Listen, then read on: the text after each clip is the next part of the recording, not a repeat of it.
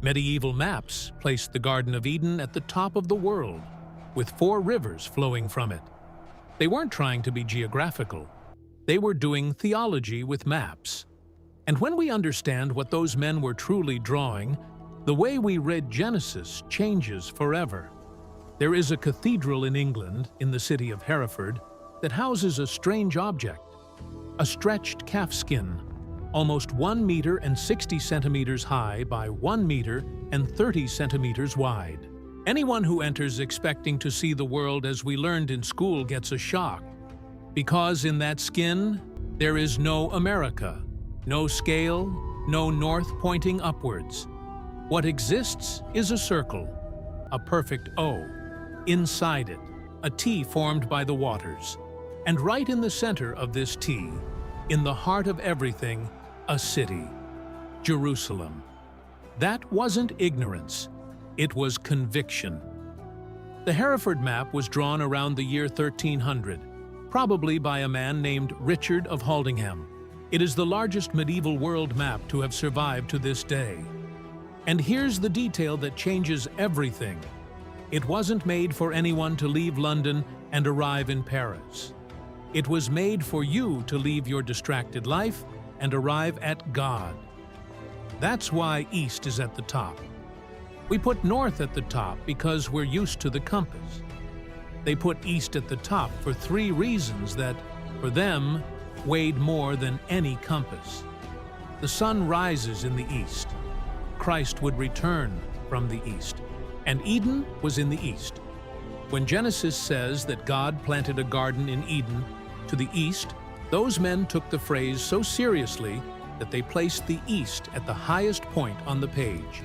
And there, at the very top of the Hereford Map, on a round island surrounded by a wall of fire, lies the Garden of Eden, with Adam and Eve, with the tree, with the expulsion depicted as if it happened yesterday. It's not just a decoration in the corner of the page, it's the beginning of everything. And just below the garden, descending like veins from paradise itself, appear 4 rivers. And Hereford was not alone. Nearly 1,500 kilometers away, in a convent in northern Germany, in the small town of Ebstorf, Benedictine nuns kept an even larger map, almost 4 meters high, made sometime between 1235 and 1300. This map burned in a bombing raid in 1943 during the war, and today only photographic copies remain. But we know exactly what it showed. It was also a T-shaped map. It also had Jerusalem in the center. It also had the East at the top because there, they said, was the Garden of Eden and the origin of man. But Ebstorf went even further. At the top, instead of a simple circle, the designer created a rectangle resembling a walled city. Inside it, Adam and Eve stand beside the 2 central trees of the garden, and beneath their feet, 4 rivers flow out and, get this, literally disappear into the ground, plunging underground to reappear later on other continents. Why draw rivers that disappear? Because those cartographers knew one thing. No one, anywhere in the known world, saw 4 great rivers springing from the same source. So they created a solution that was pure drawn theology. The rivers of paradise flowed underground. They ran hidden beneath the earth and sprang forth far away, already mixed with our fallen world. To understand why they did this, you need to get inside the head of a 13th century monk reading Genesis chapter 2. We read today looking for coordinates. He read looking for meaning. The text says this: "A river flowed out of Eden to water the garden, and from there it divided and became 4 headwaters." Genesis 9:2-10, and the text even gives the names. The first is Pishon, which encircles the whole land of Havilah, where there is gold and good gold, besides bdellium and onyx stone. The second is Gihon, which encircles the whole land of Cush. The third is Hiddekel, which flows east of Assyria. and the fourth is the Euphrates. For us, two of these names are familiar. Hiddekel is the Tigris, and everyone knows the Euphrates. Just open a map and it's there, cutting through Iraq. But Pishon and Gihon? Nobody knew where they were. Nobody knows to this day. And it is precisely here that cartography becomes biblical interpretation. What do you do when Scripture gives you two known rivers and two unknown ones? You try to anchor the unknown to the known. Flavius Josephus, a Jewish historian who lived in the 1st century, was one of the first to venture an answer. For him, the Pishon was the Ganges in India, and the Gihon was the Nile in Egypt. Centuries later, Rashi, the most widely read rabbi of the Middle Ages, agreed at least in part. The Gihon was the Nile.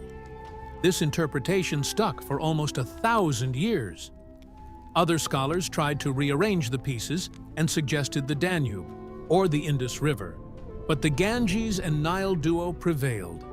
And within the medieval mindset, it made perfect sense.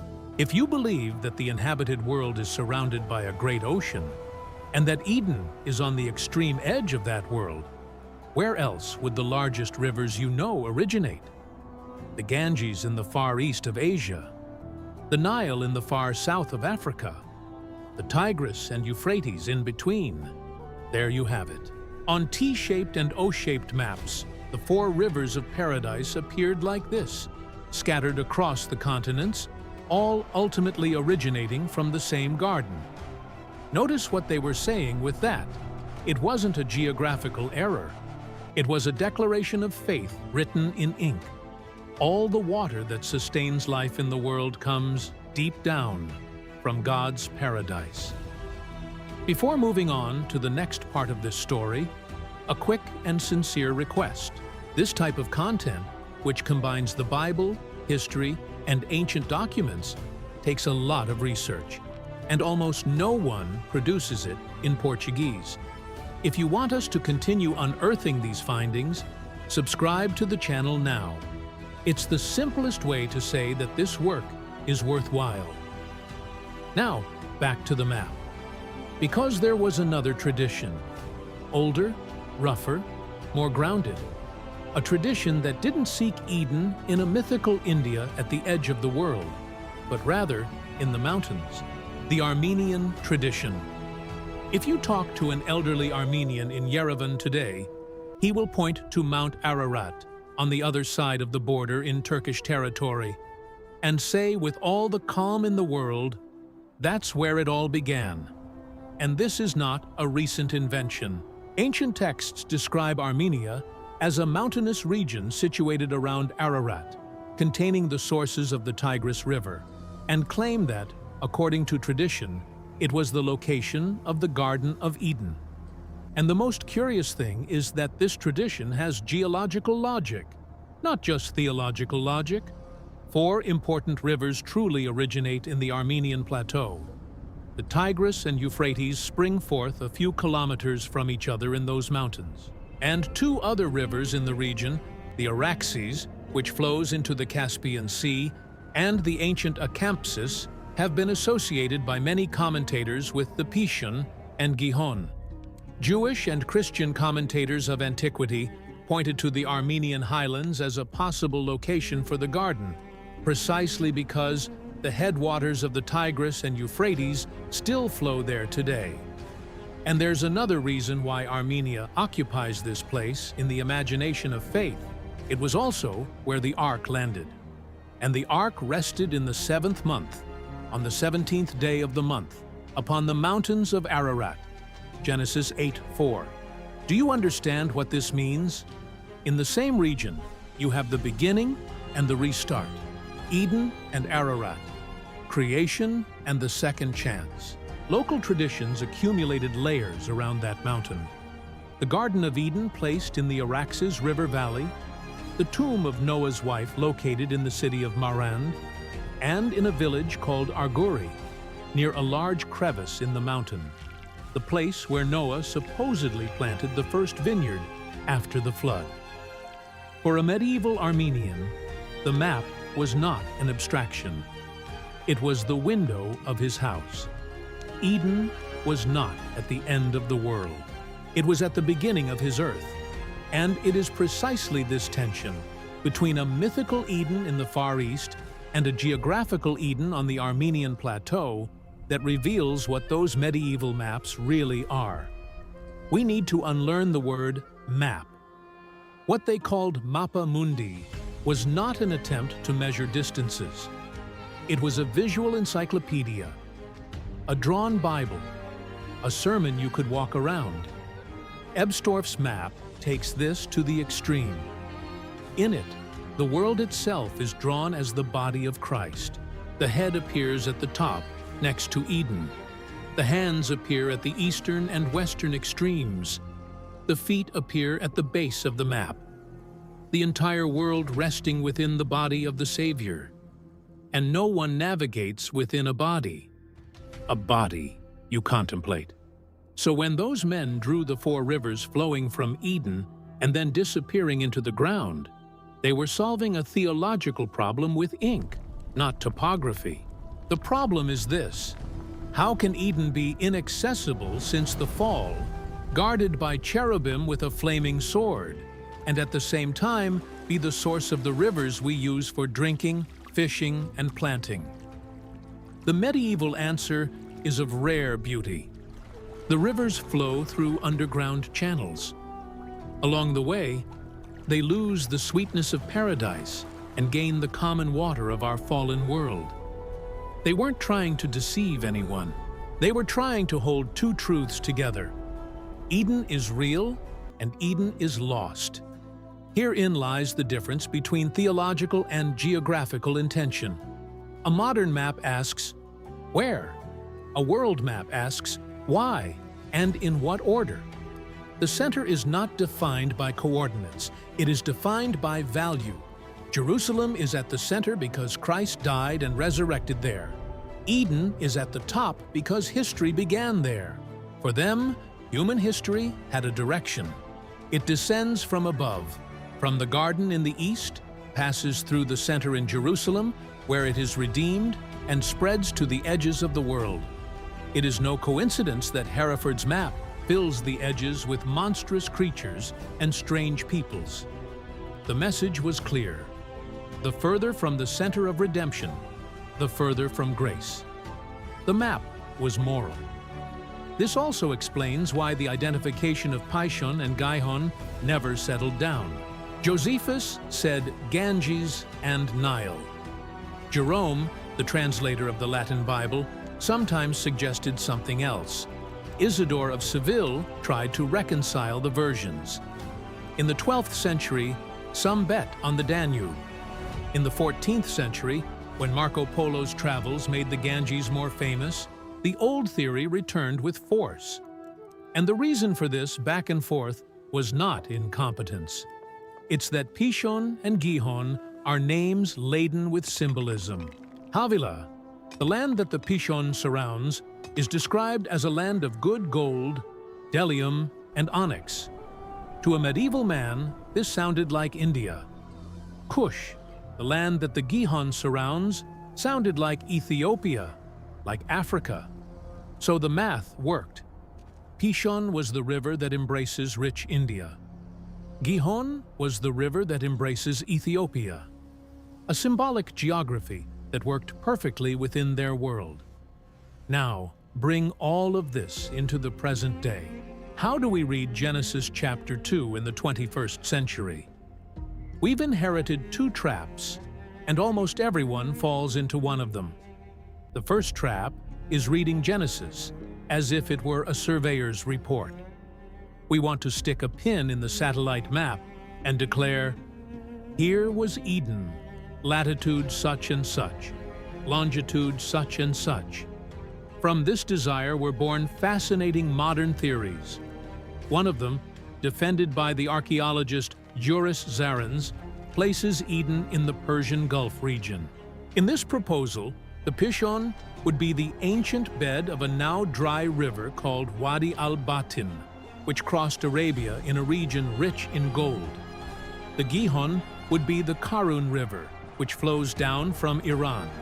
And Kush would not be Ethiopia, but the land of the Kassites, a people from that region. The four rivers would all flow into the same area, at the headwaters of the Persian Gulf, in a land that would now be underwater.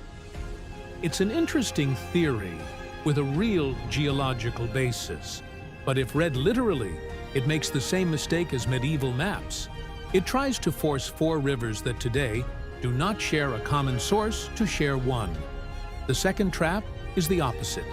It's reading Genesis as if it were just myth, just symbol, and therefore irrelevant. It's shrugging and saying, it's just an old story. It doesn't point anywhere. It doesn't matter. And do you know who saves us from these two traps? The monks and nuns of maps, because they show us a third way. For the draftsman of Hereford and the one of Ebstorf, Eden was, at the same time, absolutely real and absolutely inaccessible. Real to the point of needing to be on the map. Inaccessible to the point of needing to be surrounded by fire at the edge of the world. Real to the point of generating the rivers that water the entire earth. Inaccessible to the point that these rivers need to travel underground to reach us. They saw no contradiction in this. For them, saying that Eden is real never meant saying, I know how to get there by boat. It meant saying, the original goodness from which everything came still sustains the world, even if we cannot return.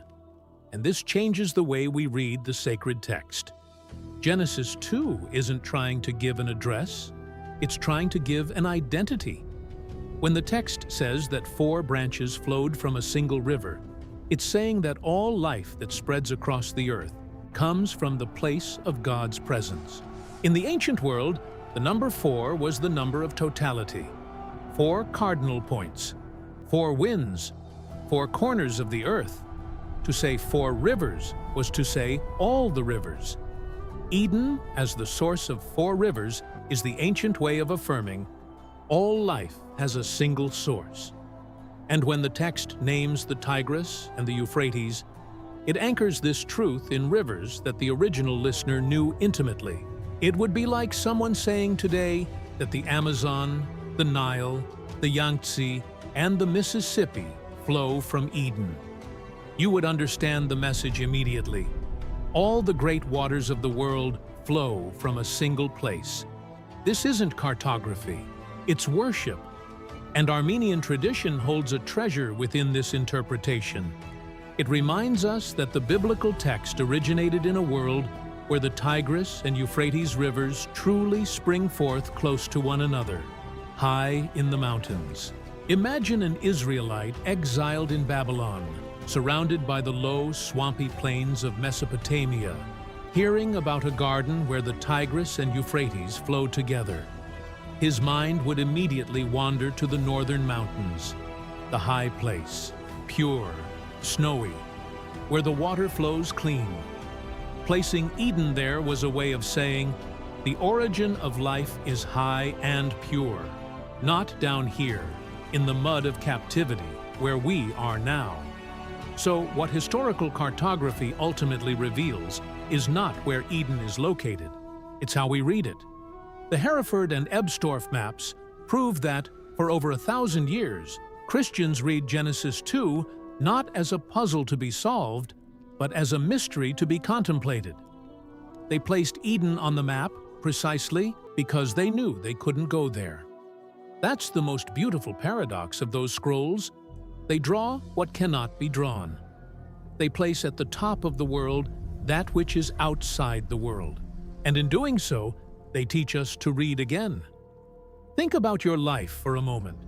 When you open a satellite map on your phone, you see everything but no meaning.